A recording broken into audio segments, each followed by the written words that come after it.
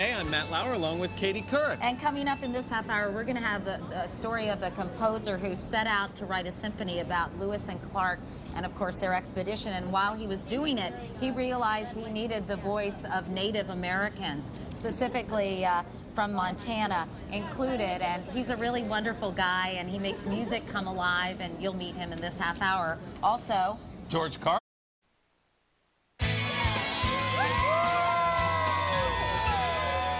And this morning, we'd like to bring you the story of a man with many talents who exemplifies Russian composer Igor Stravinsky's belief that all creativity begins with noticing. He is a man whose passion for music is taking him to places he never expected to go, and along the way, he's enriching audiences and communities alike.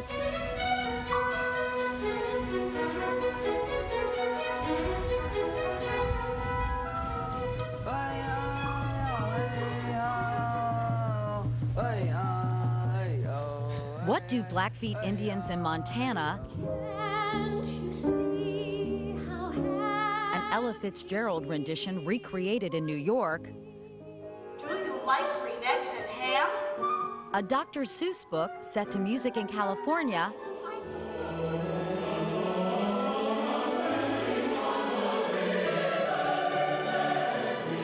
and a brand new symphony which debuted in Kansas City have in common. Trumpets. Rob Kapilow, a tireless composer, And then fade away. conductor, and commentator, Here, I'm going to first show you the parts separately and then let them intertwine for you. whose energy and passion for all kinds of music is infectious.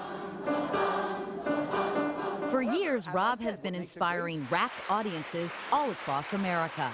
For the past 6 seasons, I've done a series here at Lincoln Center called What Makes It Great? Whether it's a Bach Mass This is the key moment, and pure magic happens. or the indomitable George Gershwin. And you can get it if you try. Show me what you might do for an audience. Well, so for example, take a song that's considered one of the most famous songs of the century, like Somewhere Over the Rainbow. It starts off with an enormous leap, somewhere. With this leap, Like a full octave, It's right? a full. That's very Thank you. impressive. Thanks very much. Congratulations. Thank you.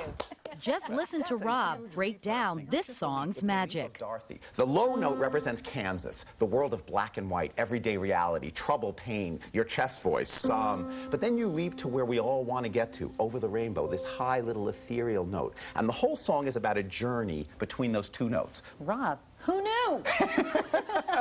You do. Now I do. Right. But that's the thing. When you pay attention like that, all of a sudden a song that you thought you knew comes alive in a completely different way. On a clear day, rise and look around you.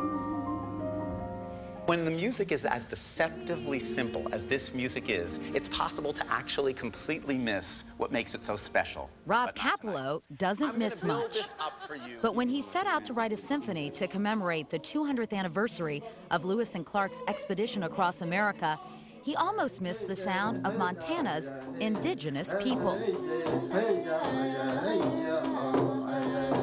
A council of Native Americans reminded him it is time to tell their side of the story, too. If we have the child Daryl begin Kipp, to a Blackfoot activate Indian leader and or poet, after the met with nation Rob and celebration, agreed to do just that. He became the librettist and wrote the words for Kapilow's composition.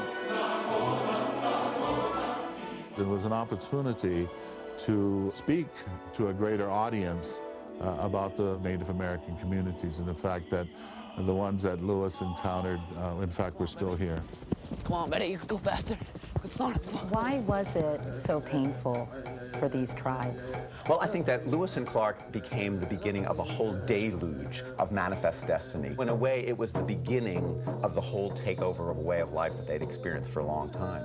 Rob went to Montana and listened to Daryl Kipp, to the Montana landscape, and to Blackfeet children. Good, now let's do that. Oh, I like what they hand. We've been passing it down generation to generation, but finally somebody's starting to listen to it, I think. For me, the entire journey of meeting these people is as important as the final symphony. People with no reason to be trusting have been incredibly forthcoming, compassionate, giving of their time, their energy, their stories. The symphony, Summer Sun, Winter Moon, just had its world premiere in St. Louis. You feel as if you had to cross a cultural divide. Yes, I do. And that's what I hope people will get out of this project, that these divides are not only crossable, but that we become larger and bigger people from having crossed them. You know, Lewis and Clark started a journey which it's still up to us to finish.